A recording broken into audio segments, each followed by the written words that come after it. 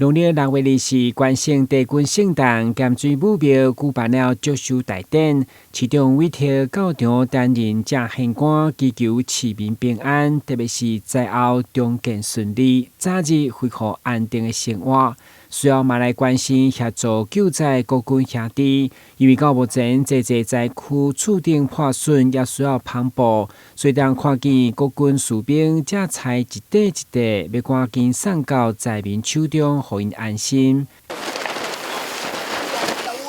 面对这摆风台侵袭，台南真济区域拢受灾严重。伫灾后抢救甲环境清理的同时，台南已经率先其他受灾县市受理客家设施毁损的慰助金申请。以咸水公所为例，目前嘛进驻真济职工以及其他公所来到协助，希望尽速将慰助金直接汇入灾民的小户。